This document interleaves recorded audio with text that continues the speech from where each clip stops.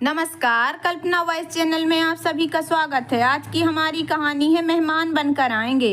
देवकी, तुम्हारी बात सही है, किंतु उन्हें अकेले रहने की आदत हो चुकी है। बहुत सारे समझौते करना होंगे। क्या तुम और प्रिया कर पाओगी? कैसी बात कर रहे हो संजय? हमारा एक ही तो बेटा है, एक ही परिवार है, सब ठीक होगा। तुम गलत सोच रहे हो। संजय जानता था यह सब कुछ इतना आसान नहीं है, किंतु देवकी की जिद के आगे वह ज्यादा कुछ बोल न सका। वह दोनों जरूरत का कुछ सामान लेकर अपनी कार से मुंबई पहुंच गए।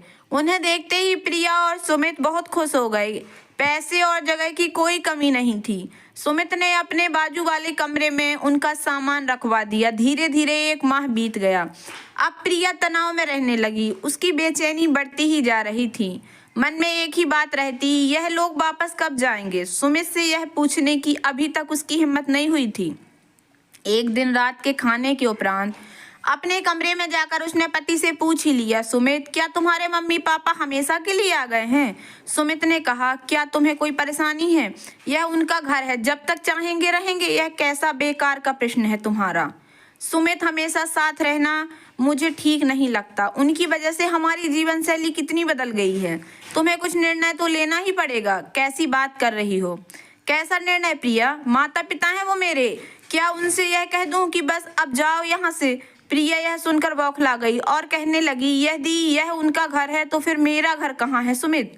मैं तो अब तक इसे अपना ही घर समझ रही थी, लेकिन आज पता चला कि घर मेरा नहीं उन लोगों का है। तुमने मेरा अपमान किया है, मेरा दिल तोड़ा है सुमित। आवेश में उसकी आवाज तेज हो गई, जो कमरे से बाहर तक जाने लगी। सुमित ने प्रिया से कहा, ये क्या कर रही हो? धीरे बात करो, पापा मम्मी सुन लेंगे। यह घर हम सबका है प्रिया। इतना कहकर सुमित ने लाइट बंद कर दी और नाराजगी दिखाते हुए बिस्तर पर लेट गया। प्रिया भी उसके बाजू में लेट गई और दोनों एक दूसरे की तरफ पीठ करके सो गए। लेकिन अब तक संजय और देवकी सब कुछ सुन चुके थे। वे गुमसुम हो गए। उनकी सारी खुशियां एक ही पल में धराशायी हो गईं। सुबह 7 बजे सुमित की नींद खुली, तब उसने प्रिया को आवाज लगाई, प्रिया जल्दी चाय दो, आज मीटिंग है, ऑफिस जल्दी जाना है। प्रिया ने पलटकर कोई जवाब नहीं दिया। सुमित ने उठकर देखा तो प्रिया पूरे घर में कहीं भी दिखाई नहीं दी। खाने की टेबल पर एक कागज रखा हुआ दिखाई दिया। सुमित ने उसे खोलकर देखा। उसमें लिखा था, सुमित, मैं अपने आत्मसम्मान के साथ समझौता नहीं कर सकती। तुमने मेरे आत्मसम्मान को अपमान की चिता पर रखकर जला दिया है।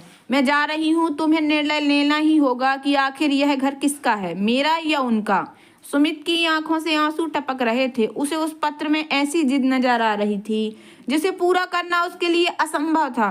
वह तुरंत ही अपने पापा मम्मी के कमरे में गया, किंतु यह देखकर वह हैरान रह गया कि उसके माता पिता भी वहां नहीं थे। वहां एक पत्र रखा था जिस पर लिखा था, सुमित बेटा, यदि किसी एक के समझौता करने से किसी की जिद पूरी हो जाती है और परिवार बच जाता है तो वह समझौता कर लेना चाहिए।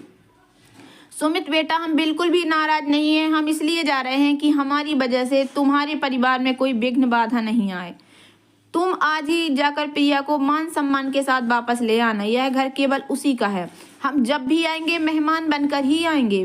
प्रिया नादान है और उसे माफ कर देना। तो दोस्तों, कैसी लगी आप लोगों को मेरी छोटी सी कहानी? अगर आपको कहानी पसंद आई हो तो प्लीज़ मेरे वीडियो को लाइक कर देना। चैनल पर नए आए हों तो प्लीज़ सब्सक्राइब कर लेना और ज़्यादा से ज़्यादा शेयर करना। धन्यवाद दोस्तों।